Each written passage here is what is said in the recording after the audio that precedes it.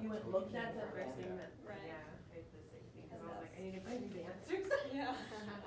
So my concern though also would be if I'm focused so much on this, am I missing everything else? Well, that's, you just make sure you pull one from each of the different sections and, pull things that are gonna tie in with your objectives. And if you had kids asking different questions and you shared several questions, then you are focused on different things because you've engaged their thought process. And you can pick as many as you want, you don't just have to do 3. But you don't wanna lose the kids either with too many of them. Oh, one thing I forgot to tell you about the anticipation guide. For like kindergarten, we love movement. Yeah. You could have them start in the center, all the kids, maybe not 32, but we could have a lot of them in the center, and then you designate a side of the room. If you pick true, come over here. If you pick false, go over there, and then you can randomly call on some students to explain. So you can change them all up a bit, get them more active and interested. So have you tried any other strategies that you'd like to share with us that we could use in our classes?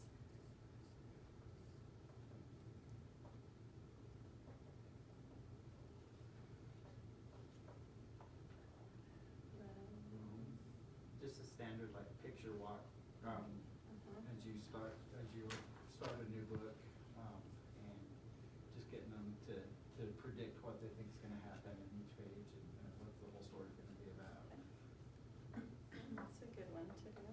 I always like to use like the front of the book. I'll tell them what the title is and then they have to guess what the story's gonna be about. So This one was like, I a know lot this of was predictions. This was all about that, I know that, but our books are a little bit too big. They, what it really is about. They're tiny. Gives them a little bit of hint of what it's gonna be And about though. kids love object lessons or scientific projects, Yeah. So if you have like maybe a pretend bat versus maybe a real picture of a bat, and then you can talk about, oh boy, there's lots of false traditions, there's lots of real traditions, and you can talk about how not to be afraid of bats or whatever. I've also done just the complete opposite, where I make sure they can't see anything in the story, they can't open it up at all, I don't tell them anything about it, the title, anything. And it kind of builds anticipation that way, just by wondering What it's are we gonna be. be doing? Yeah.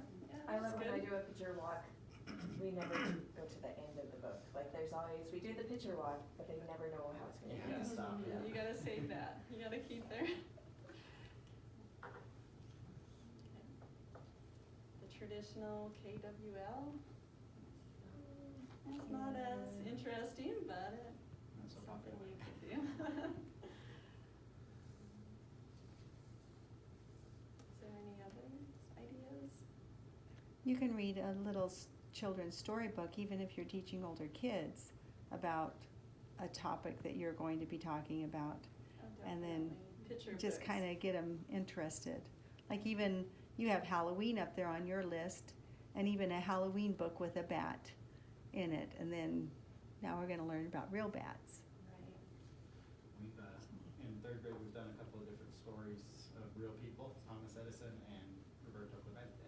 So before we started, I showed a video of Roberto Clemente playing Right. the highlights Right. and a little bit of that. That's what I was gonna say, we just, for our National Geographic, there was, an article that I was like, they probably have no prior knowledge, so I showed them a little video and then that made them more interested. Our in it. kids love videos nowadays. Yeah. Yeah. Like what we do in our class is we make it like a whole week theme, Yeah. so they can add on to it, so if they missed one day, if they didn't really catch what was being read, then the second day they can, okay, this is what we were talking, and then try to remember what they. They're building their scheme.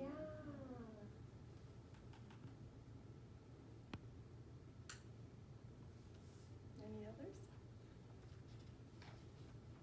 No, that is all of them. That's all. Single other one we've ever done. All right, well, thank you for attending my professional development today. You guys have been great, and I hope you'll go try some of these strategies in your class, and then let me know how it goes. Thank you. Very fun. Yeah.